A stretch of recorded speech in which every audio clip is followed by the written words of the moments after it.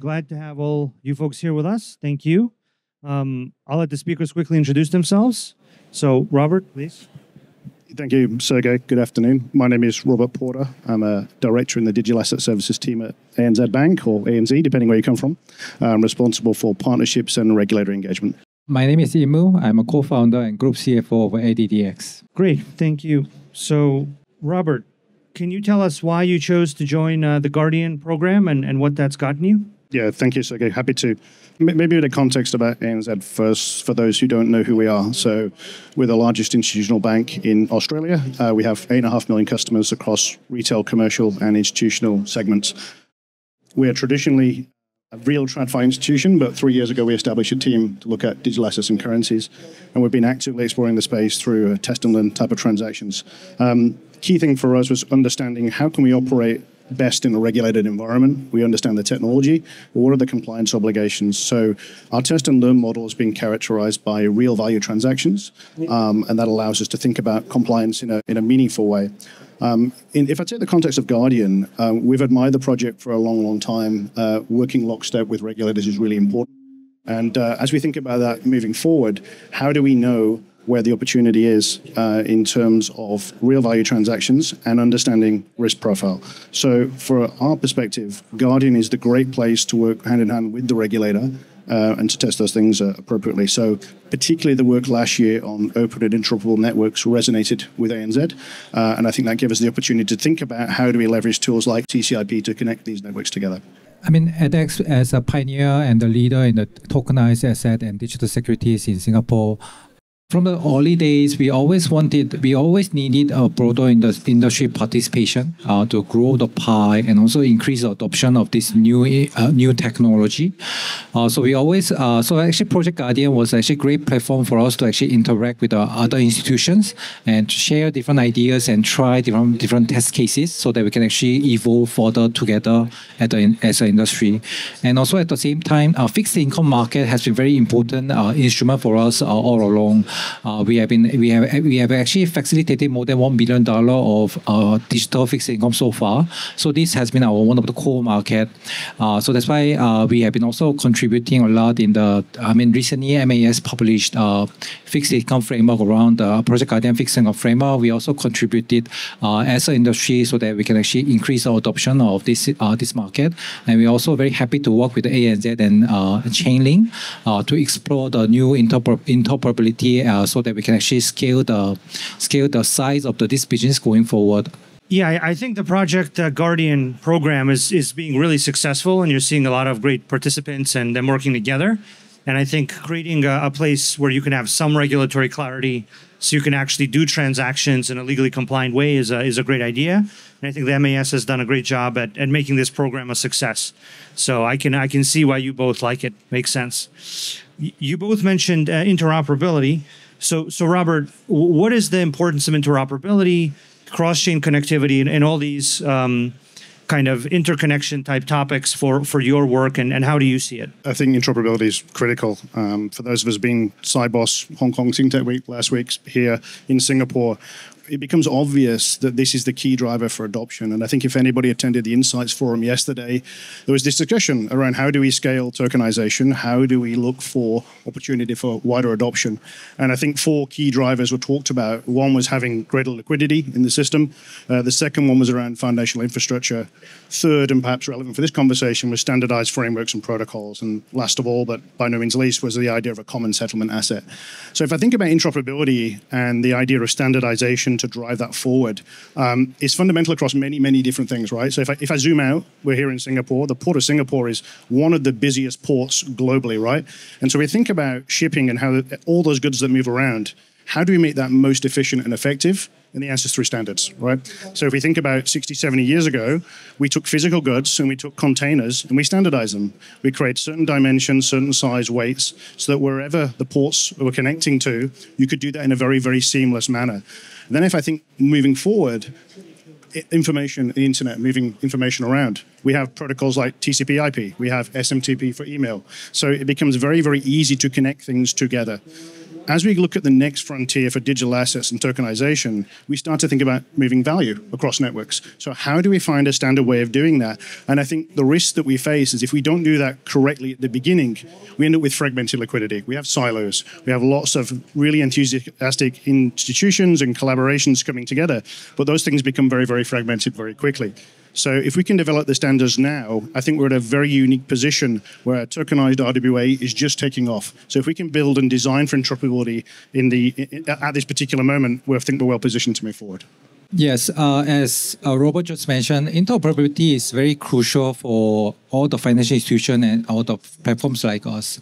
Of course, there was some evolution about how we look at interoperability. Of course, in the early days when we had no real counterparty in the digital space, digital asset space, and security token space, our interoperability back then, and even still today, is more how do we coexist and how do we interoperate with the traditional financial institution and banks and so on and so on. But more and more, as Robert just mentioned, the more banks are introducing the concept of blockchain.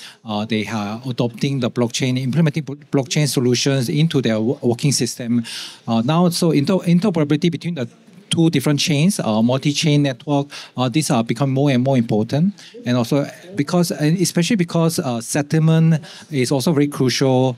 The custody is also very crucial. So how we look at the settlement and custody or ownership of these digitized securities, these are also very crucial matters we have to all address as all industry participants. So these are this interoperability is I cannot say more than, and this is super crucial for us. Also in terms of scalability of the business and also scalability of the industry itself. Why scalability? I keep emphasizing scalability is only when we have a full scalability, global scalability around the tokenization digital security ecosystem. This is only when actually we can fully realize the full benefit of having this digital infrastructure. That's why I think it's very crucial for all the financial institutions like ANZ, like a platform like ourselves, to work together and continue to create and test out the different way we can actually operate together in a more efficient manner. Yeah, I think it's critical because if you have a great asset like the ones you folks have, and you're not connected to enough counterparties to get the usage, then you have a real limitation in what can be achieved. So I think the interoperability solution CCIP that you folks are adopting, I think, is meant to solve that problem. So Inmoo, could you tell us more about the use case, why it's exciting, and what you're trying to achieve with it? I mean, so far, ever since we have started our commercial operation back in 2020, there are a few elements we look at it quite. A few elements that are quite critical for us. Number one is actually settlement, cash settlement. We are, as a licensed institution in Singapore, we are also doing cash settlement through the traditional network using the banking network and so on and so on. But actually, even though we have an automated process, we can use DVP in many instances. This is a piece actually it takes still a lot of manual effort. At the same time, takes a lot of time. So we actually want to make sure we can automate the process. We can also expand our DVP capability to the cash settlement layer. So being able to cash settle using stablecoin, also including when it comes to cross-border payment, actually this is even more critical because the TT transaction still we cannot really foresee when the money will come to us. We cannot create visibility to our end client when they can start transaction. So this has been also very ultra important for us. Also, I think, Sergey, as you mentioned, connecting to each other will broaden the access, broaden the liquidity pool, broaden the distribution capability of all the financial institutions participating. This is also very crucial. So that's why working together with ANZ, looking at the cross-border payment using stablecoin, integrating two different channels, two different blockchain using CCIP from Chainlink. This has been ultra critical for us to really test it out properly so that we have this capability with us. At the same time, also then we can also tap onto not just our sourcing of the deals ourselves. We can also then tap onto the network of the ANZ. When we have a right product, now it's not just about we distributing the product ourselves. Now we can also tap onto ANZ's channel, vice versa.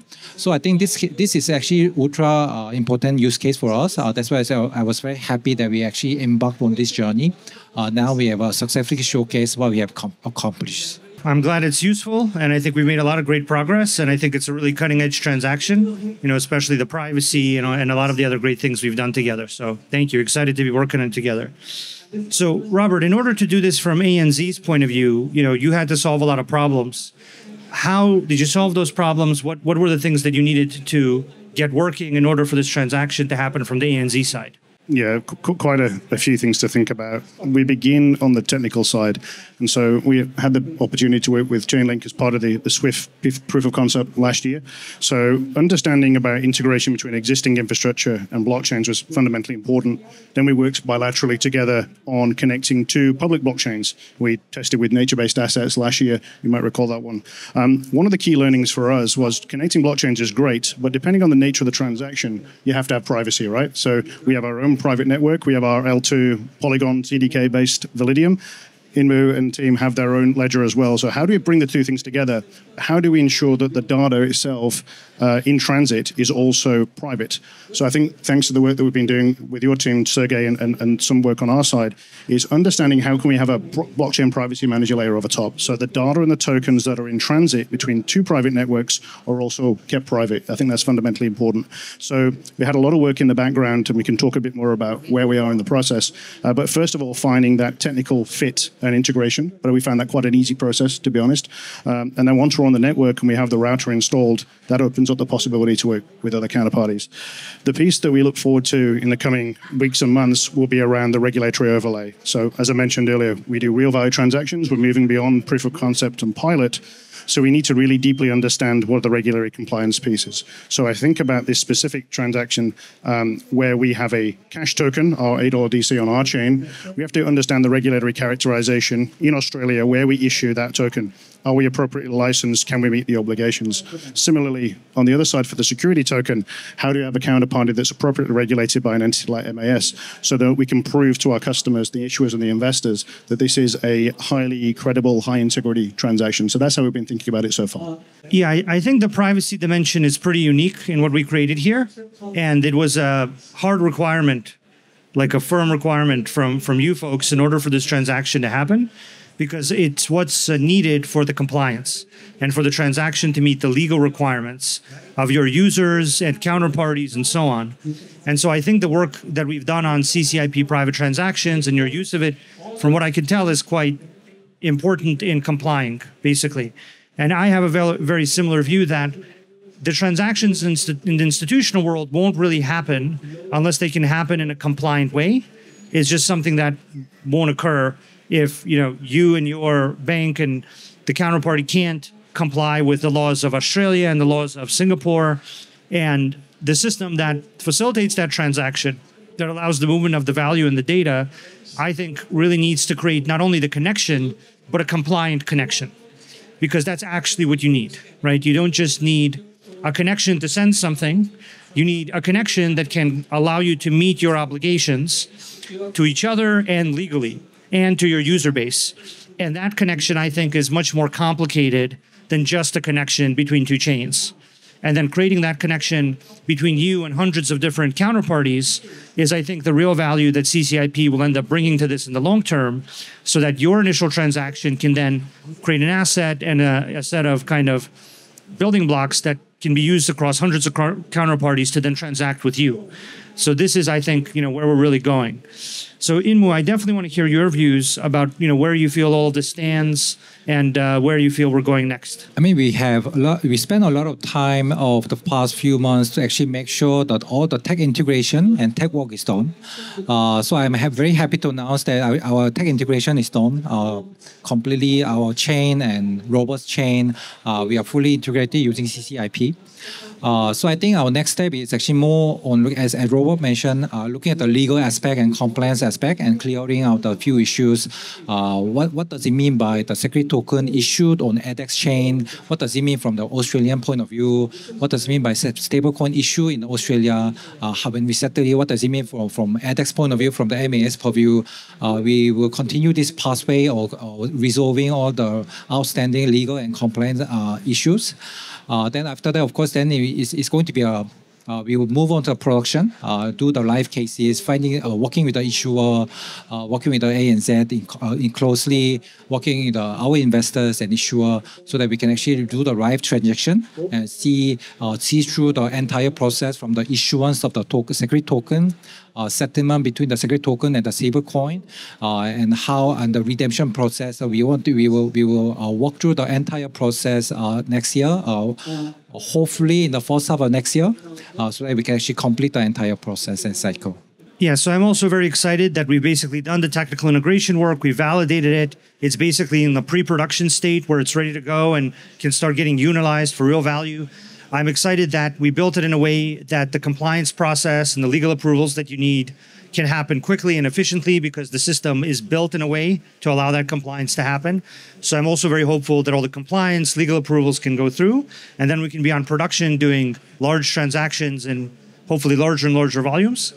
And so I'm also very excited by not only the fact that we've completed the technical integration, but that it's been done in a way that can comply, right? And that meets your requirements, your users' requirements, the regulators' requirements across two sets of regulators, two different geographies, and the fact that this is a cross-border kind of transaction, which makes it even more complex because you have to comply with two sets of legal approvals, regulations, and so on. I think this is really the future of how all of this is going to look, is that you build things in the capital markets in a compliant manner, and you build it in a way where it's secure and reliable and can handle real volume. But then when you get to the compliance part of the approval of doing the transaction, that's hopefully a smooth process because you've built everything the right way where it doesn't have any kind of issues or it can work well. So I'm excited that you feel we've done that and that we're at a good place. I'm very excited to see what happens next, and very hopeful also about a quick timeline to production and real settlement and real value, and looking forward to that happening in the future. I think it might also be interesting for everyone to hear, since you folks are so involved in the digital asset industry and the RW tokenization industry, kind of how do you see that evolving? Where do you see that going from here? How do you see it affecting, your specific industry? So how do you see that evolving, Robert? It's an expansive question, but I'll probably begin by, the cliche of the future's here. It's just not evenly distributed. So I think depending on the jurisdiction you go to, you'll get a lot of regulatory clarity. So I think that's the key point, is can we get clarity about, is a tokenized implementation of something comparable to what we do in the conventional sense? But I think we're starting to see that movement, and I think we are moving beyond POC and pilot to real value transactions. What I'm interested in the work we're doing with you guys as well is around how we can develop pattern-based approach, right? So we didn't want to build anything that was bespoke point to point that can't be reused. Equally, we wanted to look at something where it's not us building it, but what do we know is battle tested? And I think that's what's interesting about CCIP. We're using that in the DeFi ecosystem. It's being actively used today. So can we leverage the learnings and bring them back into TradFi? So I think that's the other key trend for me, is TradFi learning from DeFi to the extent possible. But I think it will take some time. It's going to take it's a multi-year evolution. I think here in Singapore is really a leading jurisdiction, and it's great to see the activity here. But the rest of the world will play catch up. But I think the opportunity is significant, provided we can manage the perspectives around operational risk. Because if I take a traditional asset and I issue that, what are the different aspects of using blockchain DLT? What are the token standards? What are the smart contract audits? Because that will add a different layer. So we have to make it sufficiently compelling to drive broader adoption. Yeah, I completely agree with that point of view. I think we're kind of in the early stages of this industry and its growth and the real world asset, digital asset tokenization space.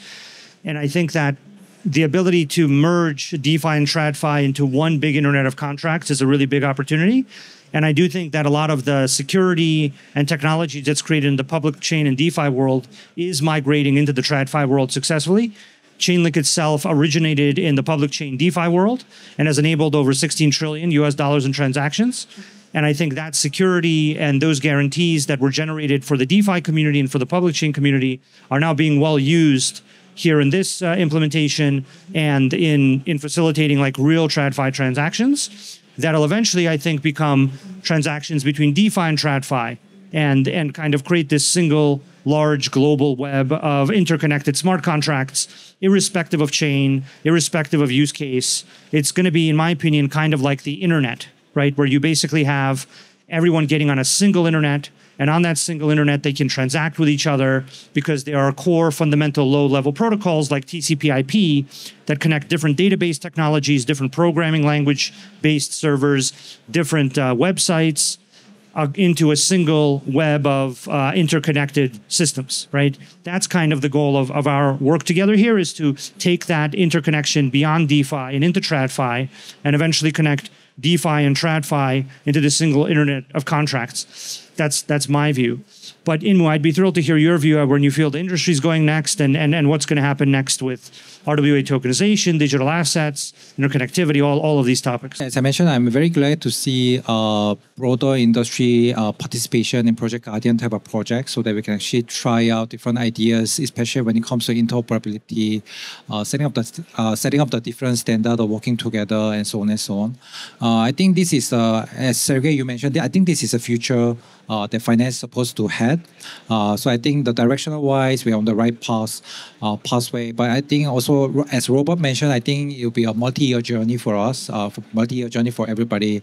But I think the one thing that I also want to share is actually we are also seeing increasing inquiries from our potential prospect and client. They are more looking at us looking at platform like us as a more alternative avenue for them to fundraise or invest. This kind of the adoption from the end clients people that is actually also quite crucial for industry to further develop. I think this kind of collaboration with between the institutions and platform, I think also further educate the end prospect users, both from the product provider's point of view and the investor point of view, will be also, I think we have to also continue this so that actually they are more aware. This is not just tech solution for them, but this is actually a future avenue for them to actually grow their company, find the additional capital, or find the additional investment opportunity, and so on and so on. So that actually we can actually move all together in the right direction. Yeah, I think that's a really great point. What we see in DeFi is that the quality of the smart contracts and the quality of the Oracle network and the quality of the multi-signature scheme and security of a DeFi protocol kind of defines whether the more educated DeFi user base decides to use the protocol or not, right? And because all of this stuff is on chain and because the whole point of the system is to create transparency, they can research and they can understand how is this built, what are its reliability guarantees, what information can it prove to me. And I think you're right that the same dynamic will end up taking hold in the capital markets and the traditional financial world. I think a lot of how everything works in the traditional financial world has historically been very opaque and very hard to understand and very hard for investors and counterparties to evaluate, each other's risk, each other's systems, how anything is actually working. And I think what blockchains do is at a fundamental infrastructure level, they force transparency. And then they also force transparency of the other systems that are being utilized to make the financial product work, like the cross-chain system, the data oracles, all these other related systems. So I think your instinct is right, is that we do need the investor base to understand the value of, when you have proof of reserves, proving something about an asset. When you know more about the asset as a result of that, the asset becomes more valuable because there's less risk, because you've had something proven about the asset to you that reduces your risk by having that critical information. And I think over time, the things with proof of reserves, the things that are built in a provable, secure way, will be the reliable, high-quality smart contracts that the users in the capital markets in the TradFi world decide to use more. That's definitely a dynamic we see in DeFi, where in many cases, many DeFi users won't use a protocol if it's not powered by Chainlink, and if it's not secured correctly in a good fashion with CCIP. So really appreciate all the thoughtful discussion we've been able to have here. Thank you. I'm really excited for us to be working together on this, and I'm thrilled that we've gotten to this critical stage by solving these great problems around privacy and connectivity and so on. Really looking forward to things going to the next stage, and excited that we're doing this together. So thank you very much. Thank you.